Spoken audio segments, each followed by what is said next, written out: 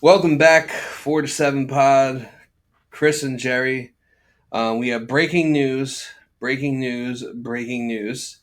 The Saitama Cebu Lions have signed JD Davis. That is an NPB team in Japan. So if you're wondering what JD Davis is up to these days, that's your JD Davis update. I just want to know But I forget who was the writer that was talking after the Mets had traded J.D. Davis to San Francisco, and he had a good month, and it was clearly we know what the problem was. I don't know. Go ahead. What by was all the problem? means, yeah, tell us the Yeah, problem. So with weird. yeah, for this portion of the programming, by the time you're watching this, it is All Star week. The All Star break is upon us. So we got a few topics tonight to discuss surrounding the All Star game. The first one that you actually thought of this one last week, and we kind of sat on it for a week, but would be new festivities or new events that could potentially add to the All Star game. Um, so like if you were to add, I thought of a couple, so I'll let you go first. But yeah, if there's one event to the All Star game that you could add, what would it be? This one would actually, if I'm not mistaken, I believe the NHL does like a fastest skater competition, don't they? At the Yeah, All, or at least they did. I know they were doing that. yeah, no, they do it. Yeah, Matt Barzell won it one year, and Connor McDavid usually wins it. Oh, of course. The NFL used to do this. Not even, I don't even think it was a Pro Bowl thing. I think it was just something that they did in the off season that one of the it might have been like NBC or something, but like one of the networks that had football would just be like, oh, it's a random Saturday in the off season. Hey, do you want to find out who the fastest guy in the NFL is? Well, we're gonna do a 100-yard dash and find out. Yeah, And I think that'd be cool, especially now because there's so much talk in the NFL about who the fastest guy is, and I think it's true in baseball as well. But there's an obvious reason that neither one would do that, and it's not even so much, oh well, a guy could tear an ACL or something like that, but you just need one guy to pop a hammy and not be right for 8 weeks and completely throw off a season for a team to put their foot down and say, absolutely not, we're not doing this. So I get that, but and this isn't me saying that like the home run derby is a bad thing, not at all. But I do feel like people that love baseball, you love every part of it. You love all the things that it takes to excel at this sport. You appreciate the guys that can make the leaping catches. You appreciate a guy who can steal 50 bases. There's all kinds of things. And one of those is everybody loves watching a guy from way out in the right center field gap, or guy makes a throw from the warning track. And it doesn't happen nearly as much as it should. It's like, what do most people love about Vlad Guerrero? Dude had a cannon. oh yeah, Uh, Most people now, it's when you ask about Rick Ankiel, it's yeah, the guy had the yips in the playoffs, but also he threw two dudes out from the warning track in the same game. So I don't know how you would set it up, and especially because if you were going to do a contest to showcase who's got the best arm, well, how do you do it? Do you just have guys set up deep in the outfield, have them pick up a ball cleanly, and it's hey, who gets it to the plate on no hop or one hop, or is it hey, we're just going to keep sending guys, you know, coming from second, and they're going to try to score, and you guys get the throwing time. Like, do we want to do it that way? Because that would be another thing of, all right, well, who are you going to get to run? You're not going to get major leaguers because you don't want someone getting hurt for that, and it's like, well, but you don't want to get minor leaguers either because you don't want to hurt someone doing that. But I would love to see people test their arm strength because who doesn't love outfielders just absolutely going for it? It's a very fun part of the game that we don't always get to see, and just to have a night of that, like as the lead-in, because with the NBA All Star on All Star Saturday, it's like, yeah, everyone's there for the dunk contest, but we all enjoy the 3-point contest too. That's a good lead-in. If the outfield throwing contest was the lead into the home run derby, I'd be all right with that. yeah. No, that would be pretty cool. It's funny that you mentioned It's funny that you mentioned like the like NHL and some of their events because I was kind of thinking somewhere along the same lines, like like a first, like a home to home, like who could run the bases the fastest. Yeah. Obviously, I like the idea of the throwing, like throwing a runner out, like well, like basically like try and throw in like the fastest runner out from second at home. I think that could definitely be a lot of fun. I don't know how hard guys would want to go with that because Yeah. injuries could happen, stuff like that. But definitely a fun idea.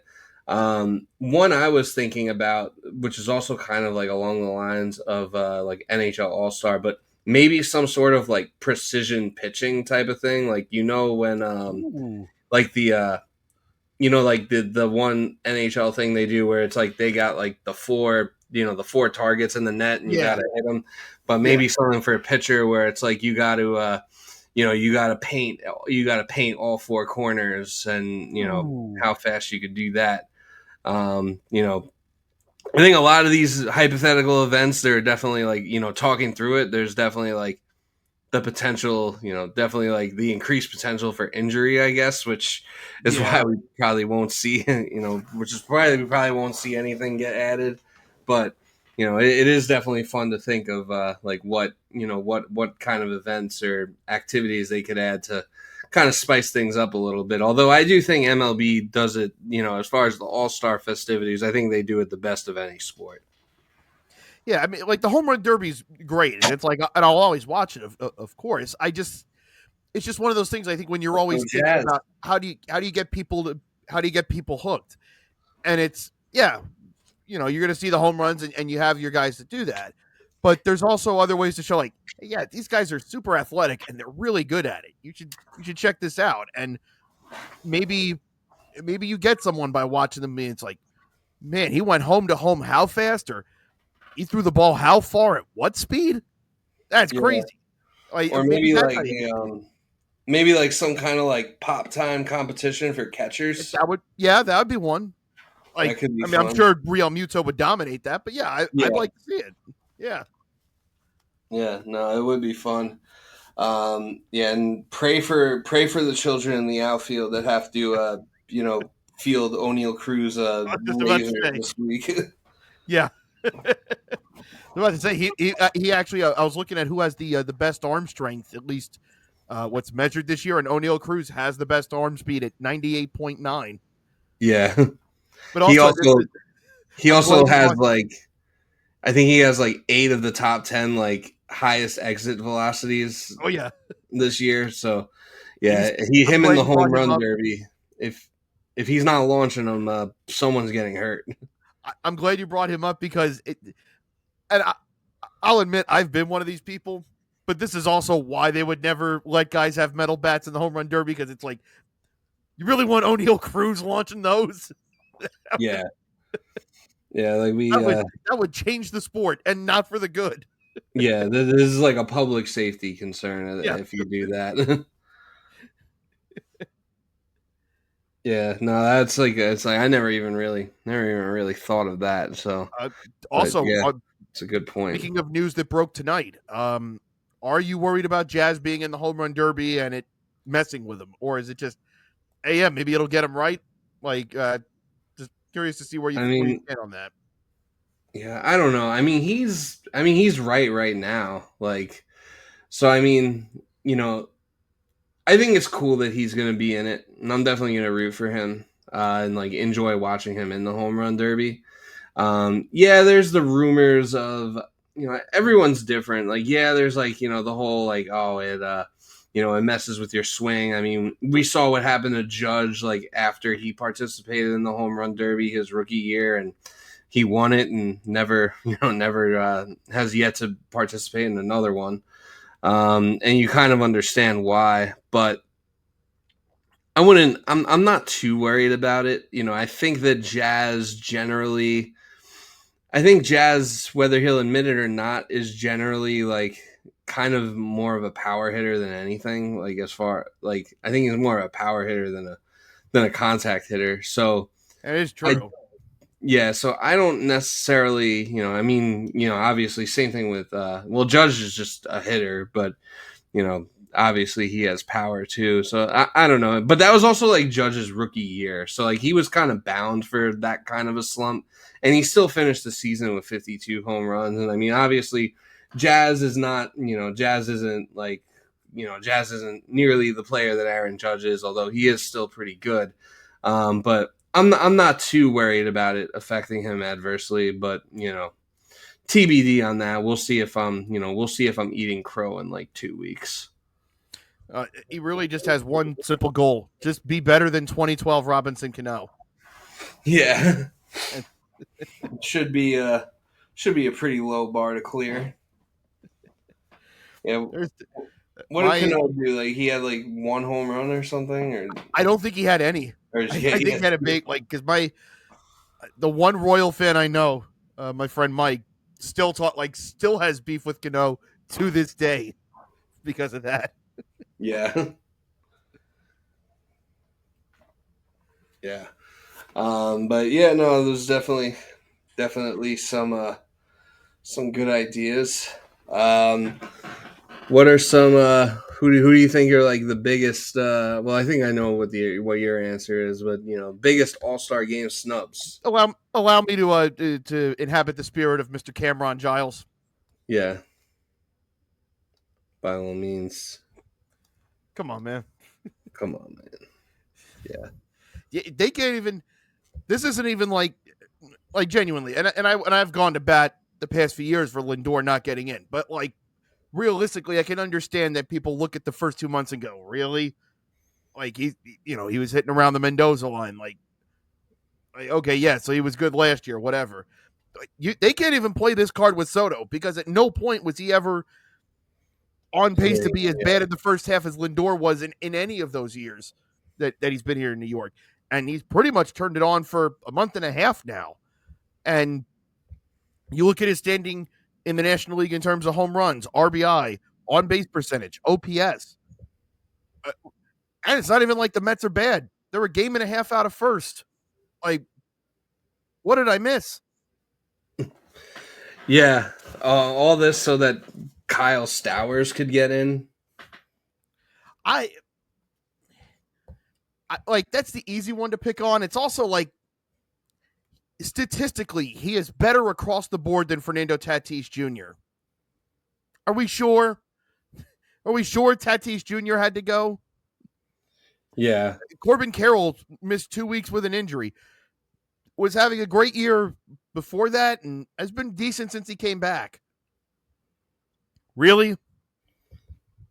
Yeah. It seems like a lot of yeah, it seems like a lot of like honky dory nonsense where like maybe the voters were like listening to WFAN too much, or maybe the league was listening to WFAN too much, and they're like, wait, this Soto guy actually sucks. Like he shouldn't be in the All-Star game. But well, I mean, they could have been listening to Philadelphia radio, and now they want to tell you that oh wow, a baseball team plays better at home than they do on the road. Yeah, don't say. Wow. Why is that? Yeah, well, I mean, in defense of Spike Eskin, it's not like every team plays well at home, especially when they have a 3-2 lead going home in the NLCS. I mean, some teams don't play well at home. They have a 2-1 lead in the World Series at home. Yeah, not everyone plays well at home. Maybe you had a point. Yeah, no, right? They let that guy run WFAN for multiple years. Crazy. What happened to the game I love? The game you love no longer exists, I'm afraid. No, we're the last dying breed. Yeah. But I mean, a couple come to mind, but I'd say right now, from looking at it, probably the most the most egregious one I would say is how did Jose Ramirez not make the All-Star game? Well, he actually was going and he withdrew. Oh, he withdrew. Okay, I'm looking at the rosters now, and I'm like, how is Jose Ramirez not here? Yeah, he said he wanted to rest and recover, and someone said, There we have it. Our first documented case of someone skipping the All-Star game due to injury from carrying the team. Okay. Yeah, no, that's totally fair. Totally fair. I'm sure his back does hurt. Um, you know, Also, wild stat that I heard from Gary Cohen on the broadcast the other night. He said no team has ever led the American League Central, which has only been in existence for 30 years, but still, no team has ever led the AL Central by this much at the All-Star break. And that's nuts because Cleveland in 1995 won it by 30. And they didn't lead it by as much as what the Tigers are leading it right now. That's insane. yeah. I understand the Clayton Kershaw legend pick, but I definitely think that could have gone to someone more deserving. I think I do think Jackson Churio low key has been having a pretty good year, and I think that I think that there's a case that could be made, a case that could have been made for him. I gotta say, Seiya Suzuki leading the league in RBI, and he's not there. Yeah, that's Junior Caminero made his way in. Good to see that. I'm not saying like you always lean towards rookies, but if you've got someone who's doing the kinds of things that he's doing, like that's another way to market to say like, yeah, you kind hey, of you want to know who's next? This guy. yeah, you gotta have like a young you definitely gotta have like a young stud, and I mean so I mean that's obviously that's I think it's hard to really take issue with that.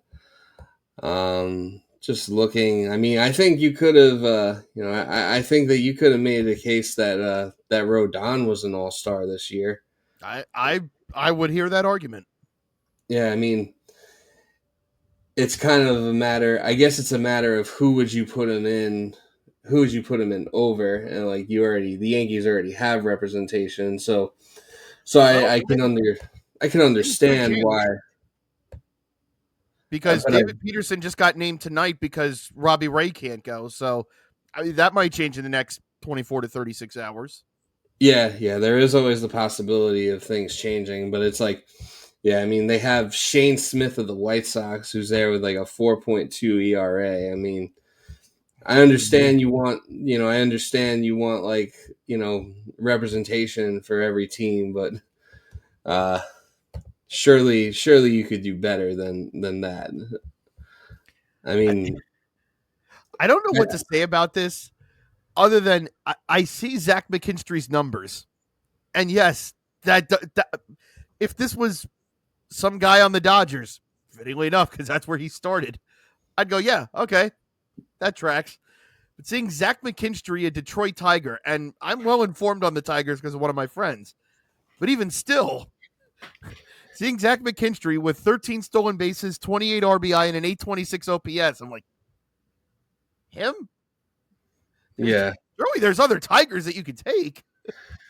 Colt yeah. King, I mean, the Colt King Tigers made it are in?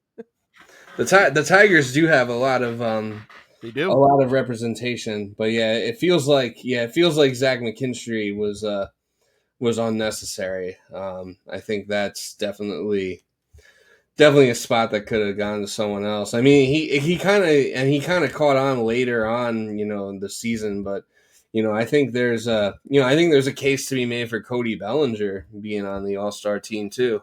I would too. By the way, I bet Clayton Kershaw is a fan of DEI now. Yeah. I was trying to refrain from making that joke, but I'm glad you did. Maybe he'll get introduced to Jacob Mizorowski and he can finally learn his name. Yeah. It would Kershaw making this turn late in his career, I don't like what's going to happen when it's over. I already know yeah, that. he's really setting the table for the podcast he's going to launch with Kurt Schilling.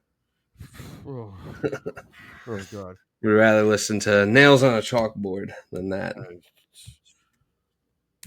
I'd rather have white noise at full volume. For real. Any other any other All Star game snubs you can think of? Uh, I mean, I get why Acuna is starting. Like, there have been guys forever that only played 30 or 40 games in the first half because they were hurt or whatever and get in. That's just the story. So this isn't explicitly because it's a Braves player or whatever. Yeah. But if we're going on merit, James Wood should be starting. James Wood 100% should be starting. That guy. He is that guy, man. Ooh, yeah, boy. It's honestly pretty it's honestly pretty criminal that he's not starting. I think part of me wants to say it's a shame that the Nationals aren't better so that more people watched him and was like, "Oh my god." Yeah. We got 15 more years. I would say that, but if the Nationals just want to become and I stand corrected because I mentioned this a few weeks ago with the A's. If the Nationals just want to be the new Tungsten Armo Doyle team, go right ahead. Yeah. Julio Rodriguez also doesn't need to. I don't think he needs to be on the All-Star team with his OPS starting with a 6. Yeah, that one.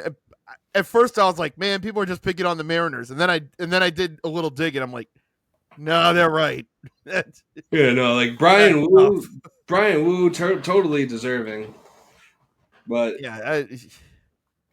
And I mean, Cal Raleigh, obviously, he's not the MVP, but obviously, there's no one else who should be starting catcher for the American League other than him. Hey, to the ESPN camera operators on Monday night, you guys have the chance to do the funniest thing.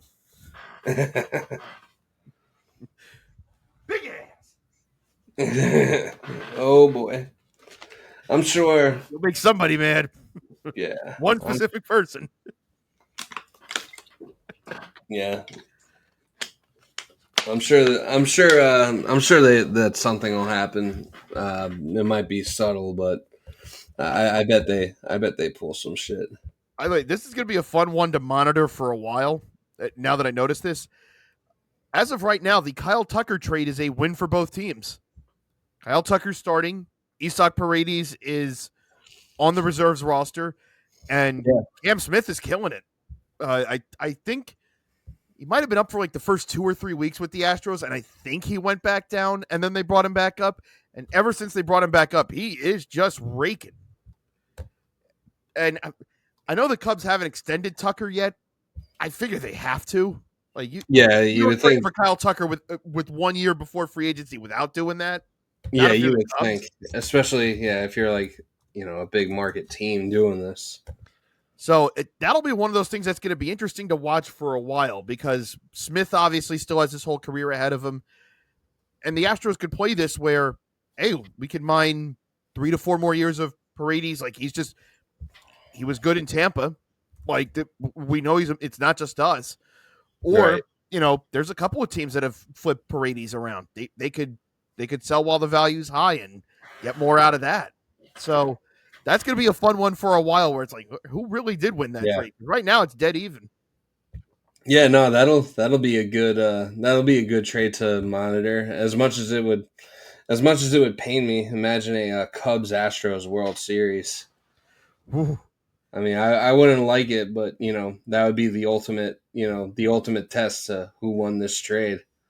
It'd be funny if the World Series that everyone was predicting in 2015 came 10 years too late. Yeah. Oh man.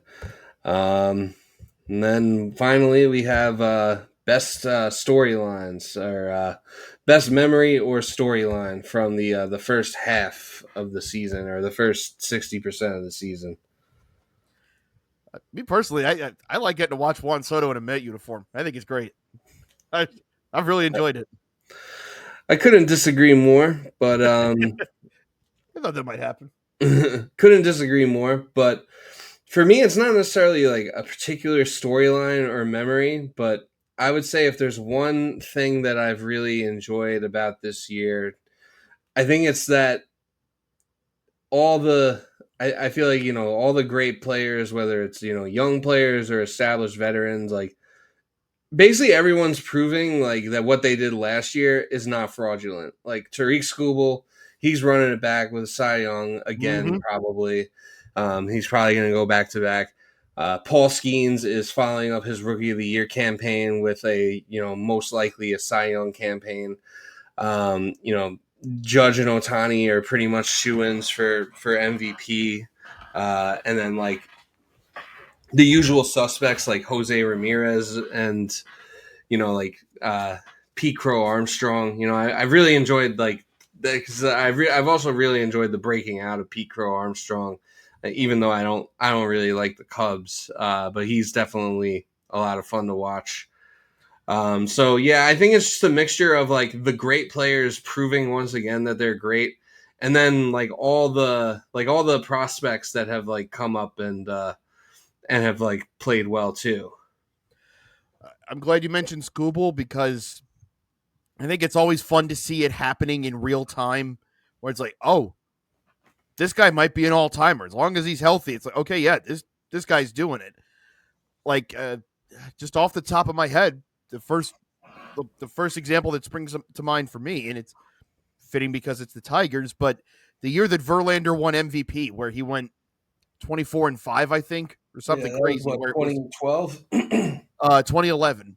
But he Yeah, was just so far ahead of everyone, and it was all right. We saw him break out in '06, and he was the Tigers' ace, and he was pretty good after that, but he hadn't quite matched that. yeah, And then when he did that in 11, it's okay. No, and he's under 30. Like, okay, this dude's got a chance to really do it.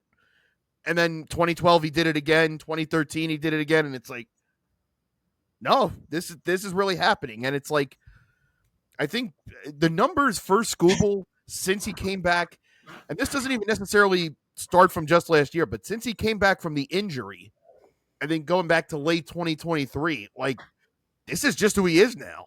And it's like, so now that you have a guy like that, to me it becomes a case of, all right, well, how high is the ceiling? How far can you take this? And that was fun to see with Verlander at his absolute apexes. All right, this guy can yeah, just throw 100 in the eighth inning. All right, well, how long can he do this, and how much can he do this? Well, we got to see it, and the Tigers maybe are my favorite team story because it was okay. Was that just a crazy 2 month run that they got hot, and now they're going to come back plummeting to earth? And it's no, no, like they're just the young the guys best have team in developed. baseball. AJ Hinch, maybe the best platoon manager in the league, and in getting the absolute most out of what he has, because even with that talent, they still platoon like crazy. Yeah, And maybe the biggest thing with them is they have two of the top 10 prospects in baseball, and they're not up yet. And they yeah, probably won't be up until next year at the earliest. And yeah, that's Max Clark and Kevin McGonigal. It's crazy to think what that's going to be when those two fill in. yes, And one other story I'm very happy to see, Jacob deGrom proving he's still got it left in the tank. And I think he's already got 9 wins this year. And he's up to 93 in his career. And I've said here on the show multiple times, he's got to get to 100 if he's going to have any sort of chance to make the Hall of Fame. And, knowing how starting pitchers are going to be looked at differently now, because we might not see a guy get to 200 again. you're right. And I think voters would not have been able to say, yeah, we're Look going to put a past guy that. in with 92 wins. But if Jake easily Yeah, clears 100, I think his case gets a lot better. And even with how it ended, like I want to see his plaque in there yeah, one day. That's one of the best yeah, pitches I've ever seen. yeah. No, I wholeheartedly agree. Jacob Degrom is, yeah, he's honestly, yeah, one of the best pitchers I've ever watched. I don't care what anybody says. There's just like the from the stuff to like just like his demeanor too. Like it doesn't matter like how many times he goes out there and gets 0 run support. Like he's still just going out there, leaving it all on the line. Like he's just a gamer. Nothing is like too big for him. Like he just goes out there and balls every fifth day. And so to be able to see him do it again and for him to be healthy, even though I don't really like don't particularly like to text strangers, but it's definitely been a joy to watch DeGrom look like his old self, touching, getting up to close to the hundreds with his fastball and just mowing down hitters left and right. I've definitely enjoyed DeGrom's resurgence this year. And you touched on it a little bit with the demeanor. There is something very cool about seeing a pitcher get out of a big jam and just absolutely let it all out. I think of Manaea last year in the NLDS, or any number of times with Max Scherzer. But there is something very cool in seeing a pitcher get out of a tough spot or just mowing guys down, and he just walks back to the dugout like it's the first inning of spring training. Emotional, right, like we're good. nothing. Like, yep, yeah, and then comes back out, does it again. Yeah, to see this, and I hope people remember. I hope people are now. It's like, oh yeah, he still got it. Oh yeah, man, remember him in 2018? Man, he was sick. And it's like, that's right, he was. Yeah, Don't forget it. He was, and he still is. He never stopped being sick. He just got hurt. No, he pushed himself. We can say he physically pushed himself to his absolute limits, because the only thing, like 2021 DeGrom might be the best version ever, and the only thing that stopped him was his body. Yeah. Yeah, no, 100%. And yeah, I remember all the people. Yeah, I remember all the people. I think it was both years that he won the Cy Young in 17 and 18. Both years there were people arguing that Scherzer or someone else should have won it because they have more wins. It's like, do you even watch the games? Look at those lineups and tell me what he's supposed to do. Yeah. Yeah, and he probably provided a decent amount of offense himself when it starts. He did. So yeah, it's just unfortunate no one was on base for him to score. And then on the rare side, every so often you get a game where it's like, oh, they actually hit for him, and then the bullpen would cough it up. Yep. Yeah, it was always something. But yeah, no, it's been definitely been a fun first half overall. Obviously, it's been a roller coaster for for both the Yankees and the Mets and really everyone. Unless you're the Tigers or the Dodgers, where you've just kind of been cruising all year. Other than that, pretty much every other team has hit pretty significant bumps in the road. Particularly the Yankees and Mets have. Obviously the June swoon, and July wasn't off to a great start for us. But you get to the All-Star break, it's a chance to reset and a chance to kind of a chance to rewrite the next chapter. So take inventory. Yes, take inventory and figure out what you got to do from there. So definitely, it's been a fun start to the season, and we're definitely excited for more, and we'll be here every step of the way. Do you have any final words before we wrap up? No, just as we record here right now, it is the early morning hours of July 11th, which means we're only 8 days away from the link up at Citi Field, and oh yes, that's going to be up there for real. Yep, that'll be there for real, and we will be there to see it, and hopefully you will too. So thank you everyone for listening. Make sure you're subscribed, of course. Make sure you're following us. Socials down below, YouTube channel on the website you're currently on. Just click the subscribe button. Takes 3 seconds. Helps us, makes us feel good. Give us a like, whatever, or a dislike if you think we suck. If you think we suck, tell us why. I don't know. But yeah, that'll do it for us, and we will see you on the other side of the All-Star break. Peace. See ya.